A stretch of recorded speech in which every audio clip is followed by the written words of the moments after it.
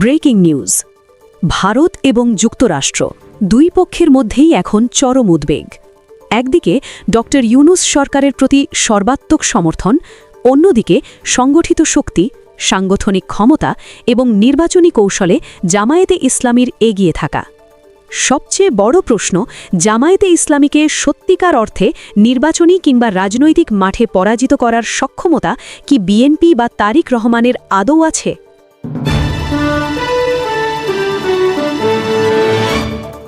Breaking news.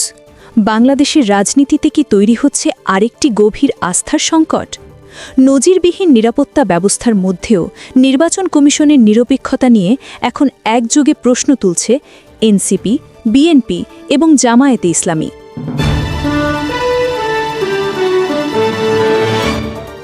Breaking news. Bharat এবং যুক্তরাষ্ট্র দুই পক্ষের মধ্যেই এখন চরম উদ্বেগ। একদিকে ড ইউনূস সরকারের প্রতি সর্বাত্মক সমর্থন, অন্যদিকে সংগঠিত শক্তি, সাংগঠনিক ক্ষমতা এবং নির্বাচনী কৌশলে জামায়াতে ইসলামীর এগিয়ে থাকা। সবচেয়ে বড় প্রশ্ন, জামায়াতে ইসলামীকে সত্যিকার অর্থে নির্বাচনী কিংবা রাজনৈতিক মাঠে পরাজিত করার সক্ষমতা কি বিএনপি বা তারিক রহমানের আদৌ আছে? এই প্রশ্নের উত্তর খুঁজতেই যুক্তরাষ্ট্র ও ভারত এই মুহূর্তে আওয়ামী লীগকে চাঙ্গা করা, সংগঠিত করা এবং যে কোনো সময় রাজনীতির মাঠে ফেরানোর জন্য প্রস্তুত রাখাকে অত্যন্ত গুরুত্বপূর্ণ বলে মনে করছে। প্রিয় দর্শক, তারিক রহমানের দেশে ফেরা নিয়ে আমি আগেও বারবার আপনাদের বলেছি। ২৯শে নভেম্বর তারিক রহমান নিজেই লিখেছিলেন, দেশে ফেরা তার একক সিদ্ধান্তের বিষয় নয়। সে কারণেই তিনি মৃত্যুশয্যায় পাশে থাকতে পারেননি। কিন্তু নাটকীয় মোড় নেয় পরিস্থিতি ১২ই ডিসেম্বর। ওসমান হাদি গুলিবিদ্ধ হন, একই সময়ে দেশে অস্থিতিশীলতা বাড়ে আর বেগম খালেদা জিয়া পৌঁছে যান প্রায় মৃত্যুশয্যায়। এই ঘটনাগুলো মাথায় রেখেই আন্তর্জাতিক শক্তিগুলো, বিশেষ করে ভারত ও যুক্তরাষ্ট্র, তারেক রহমানকে একটি স্থিতিশীলতার অপশন হিসেবে বিবেচনা করে।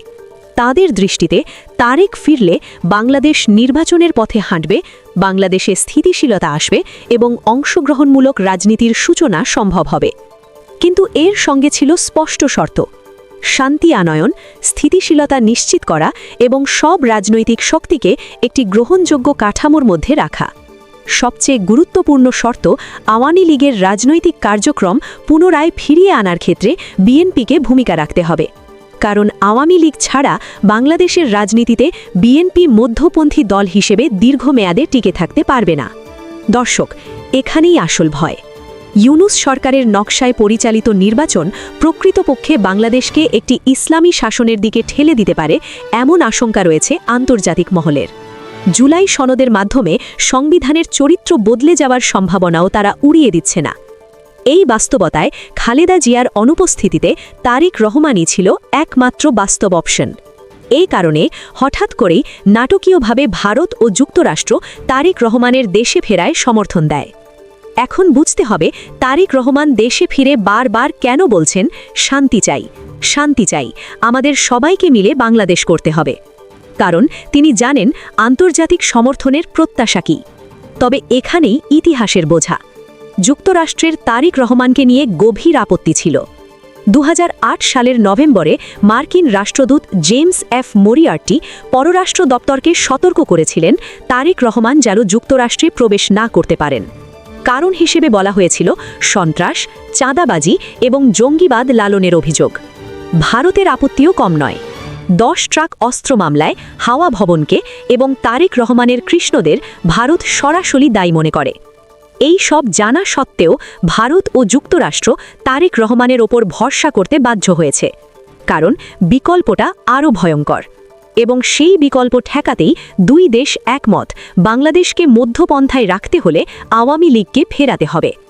এখানেই ভুল করবেন না, ভারত ও যুক্তরাষ্ট্র তারেক রহমানের সঙ্গে হাত মিলিয়েছে এমন ভাবার কোনো কারণ নেই। তারা নিবিড়ভাবে পর্যবেক্ষণ করছে। নির্বাচন হবে কিনা, হলে আওয়ামী লীগকে কিভাবে ফেরানো হবে, নির্বাচনের পর কি হবে, সবকিছু নজরদারিতে।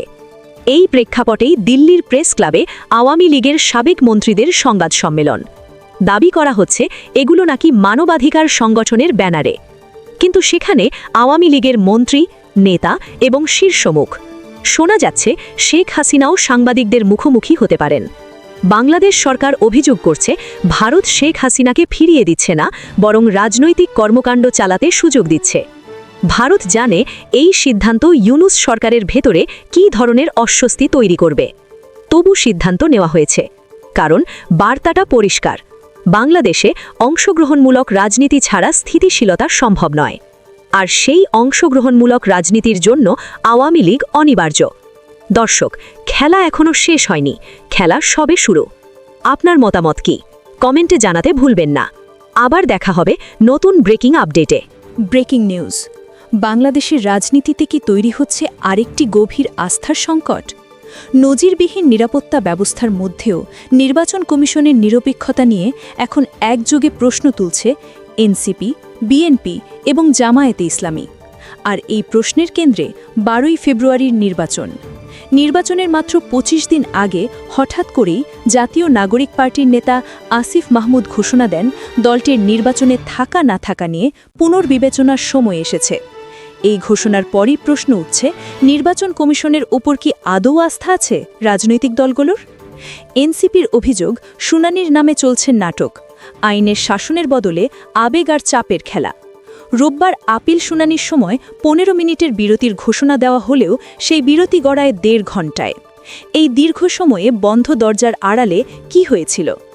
এনসিপির দাবি, ঠিক ওই সময়ই বিএনপি মহাসচিব মির্জা ফখরুল ইসলাম আলমগীরের নেতৃত্বে একটি প্রতিনিধি দলের সঙ্গে নির্বাচন কমিশনের বৈঠক হয়। এরপরই আসে রায়। এনসিপির ভাষায় এই রায় আর নিছক সিদ্ধান্ত নয়, বরং একটি সাজানো চিত্রনাট্য। চট্টগ্রামের এক বিএনপি প্রার্থীর উদাহরণ টেনে এনসিপি বলছে, প্রথমে বলা হয়েছিল প্রার্থিতা বাতিল, পরমুহূর্তেই যুক্তির ব্যাখ্যা পাল্টে গেল। এই ঘটনাগুলো সাধারণ ভোটারের মনে গভীর সন্দেহ তৈরি করছে। কিন্তু এখানেই শেষ নয়। একই সময়ে বিএনপিও নির্বাচন কমিশনের বিরুদ্ধে স্পষ্ট পক্ষপাতিত্বের অভিযোগ তুলেছে। মির্জা ফখরুল ইসলাম আলমগীরের অভিযোগের কেন্দ্রে পোস্টাল ব্যালট। তার দাবি, ব্যালট পেপারের ডিজাইন এমনভাবে করা হয়েছে যাতে নির্দিষ্ট প্রতীক ভাঁজে আড়াল হয়ে যায়। প্রশ্ন উঠছে, এটি কি নিছক কারিগরি ত্রুটি নাকি সূক্ষ্ম কারচুপি? এই অভিযোগের সঙ্গে যুক্ত হয়েছে ভোটারদের ফোন নম্বর সংগ্রহ ও প্রশাসনিক আচরণ নিয়ে প্রশ্ন। এদিকে জামায়াত ইসলামীও একই সুরে অভিযোগ তুলেছে। দলটির নায়েবে আমির ডাক্তার সৈয়দ আবদুল্লাহ মোহাম্মদ তাহের বলছেন, মাঠ প্রশাসন ধীরে ধীরে একটি নির্দিষ্ট দলের দিকে ঝুঁকে পড়ছে। তাদের অভিযোগ, নির্দিষ্ট এক নেতাকে যে মাত্রার নিরাপত্তা ও প্রোটোকল দেওয়া হচ্ছে তা অন্য দলগুলোর জন্য বৈষম্যমূলক। এই বক্তব্য সরাসরি প্রশ্ন তুলছে, নির্বাচনের লেভেল প্লেইং ফিল্ড আছে তো? সবচেয়ে বড় বিস্ফোরণ এসেছে দেশের বাইরে থেকে। মধ্যপ্রাচ্যের বিভিন্ন দেশ থেকে পোস্টাল ব্যালট সংক্রান্ত ভিডিও সামাজিক যোগাযোগ মাধ্যমে ভাইরাল হচ্ছে। বাহরাইন ও সৌদি আরবের ভিডিওতে দেখা যাচ্ছে প্রাইভেট বাসায় বসে একসঙ্গে বিপুল সংখ্যক ব্যালট গণনা করা। অভিযোগ উঠেছে, ভোটারদের সম্মতি ছাড়াই শত শত ব্যালট এক ব্যক্তির কাছে পৌঁছেছে। এই ঘটনা নিয়ে বিএনপি বলছে এটি নির্বাচন বানচালের গভীর ষড়যন্ত্র। অন্যদিকে জামায়াত বলছে এটি তাদের বিরুদ্ধে অপপ্রচার। তবে ভিডিওতে যখন বলা হয় ভিডিও করবেন না, নইলে পোস্টাল ভোট বন্ধ হয়ে যাবে, তখন প্রশ্ন ওঠে, সবকিছু কি সত্যিই স্বচ্ছ? এই পরিস্থিতিতে নির্বাচন কমিশনের প্রতিক্রিয়াও সমালোচনার মুখে। বাহরাইনের ঘটনাকে হোস্টেল লাইফে চিঠি ভাগাভাগির সঙ্গে তুলনা করায় সাধারণ মহলে ব্যাপক প্রতিক্রিয়া তৈরি হয়েছে। রাষ্ট্রীয় গুরুত্বপূর্ণ নথি কি সত্যিই সাধারণ চিঠির মতো?